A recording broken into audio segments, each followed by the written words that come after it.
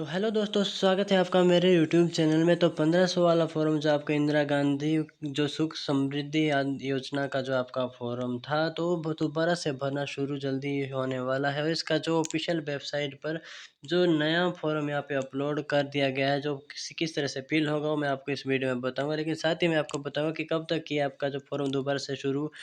हो सकता है, होगा या नहीं होगा। क्योंकि आपको पता ही है कि जो इलेक्शन कमीशन के पास इसकी जो शिकायत गई हुई है, जिसमें कि जो आचार संहिता का उल्लंघन करने के कारण जो इस पर रोक लगा दी गई है, और जो इसके ऊपर जब तक इसका स्पष्टीकरण नहीं आता तब तक के लिए ही ये रोक लगाई गई है। इस पे आचार संहिता का कोई भी फर्क नहीं पड़ने वाला है। अगर चुनाव आयोग के अनुसार जो नए फॉर्म के जो आया हुआ है उसको कहा जाता है कि वो एलिजिबल है या उसको हम फॉर्म फिल कर सकते हैं। क्योंकि जो पुराने वाला फॉर्म था उसमें आप स्पष्ट देख सकते थे कि उसमें आपकी इंदिरा गांधी और हमारे जो मुख्यमंत्री की यहाँ पे फ़ोटो लगी हुई थी, जिस कारण कि वो आचार संहिता का उल्लंघन यहाँ पे कहा गया था। लेकिन उसके साथ ही जल्दी ही नया फॉर्म यहाँ पे आ चुका है, जो आप किस तरह से फिल कर सकते हैं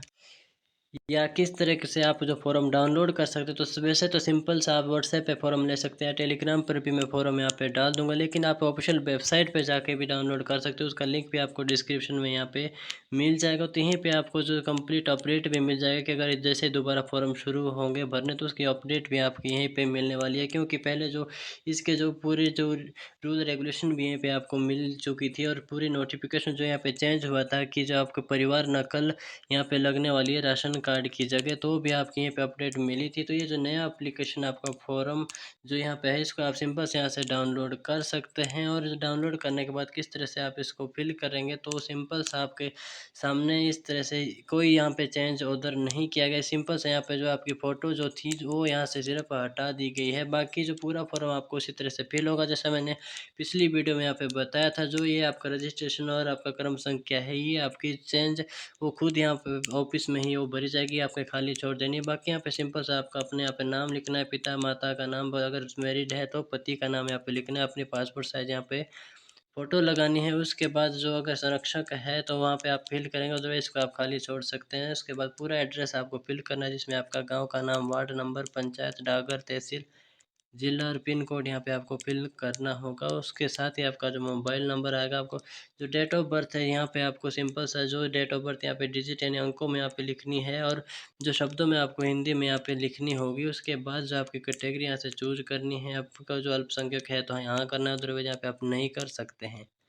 उसके बाद अगर आप बीपीएल से संबंधित है तो यहाँ पे यस करते हैं। तो उसके बाद आपको यहाँ पर बीपीएल की डिटेल भी फिल करनी होगी, जो आपका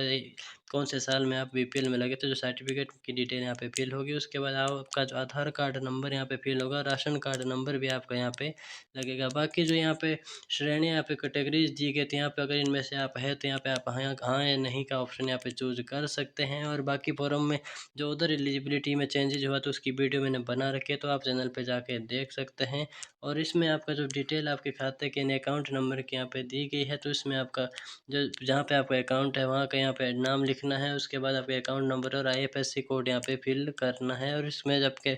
जो आपने डिटेल यहाँ पे फिल की है वो सारी सही है, ये आपने यहाँ पे सत्यापित करने के लिए अपने यहाँ पे सिग्नेचर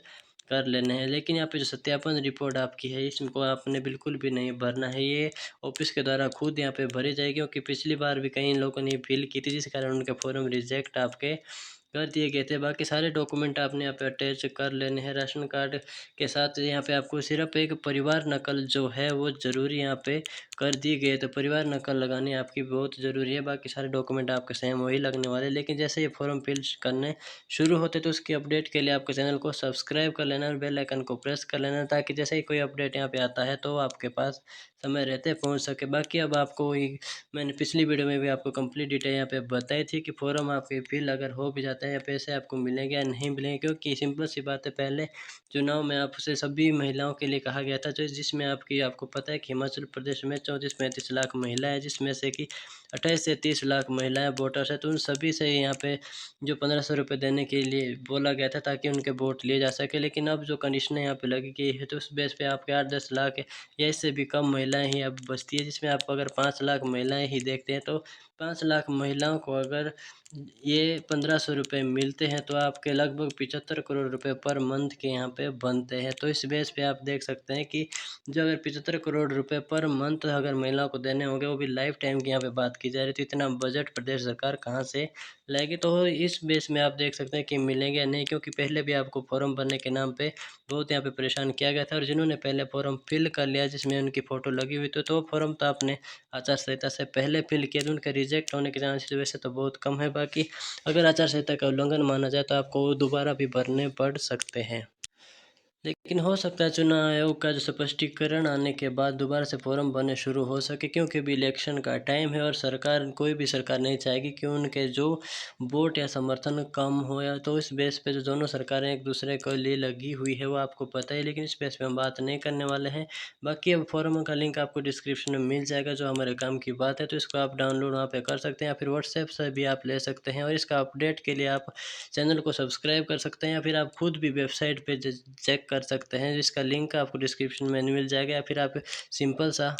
गूगल क्रोम पे आपने चले जाना है और वहाँ पे आपने सिंपल सा ये वेबसाइट यहाँ पे लिख लेना है ESOMSA.HP.government.in। सिंपल से ये आपने टाइप करना है, उसके बाद आपके सामने ये वेबसाइट आपकी ओपन यहाँ पे हो जाएगी, जिसमें आपका जो इस तरह का इंटरफेस आपके सामने आ जाएगा। तो यहाँ पे आपने सिंपल सा स्क्रॉल डाउन यहाँ पे कर लेना है, और जहाँ पे आपको जो यहाँ पे लेटेस्ट न्यूज़ का एक ऑप्शन मिल जाएगा, जहाँ पे आपको पूरी इन्फॉर्मेशन जो डेली अपडेट यहाँ पे आपको मिल जाएंगे कि जो इंदिरा गांधी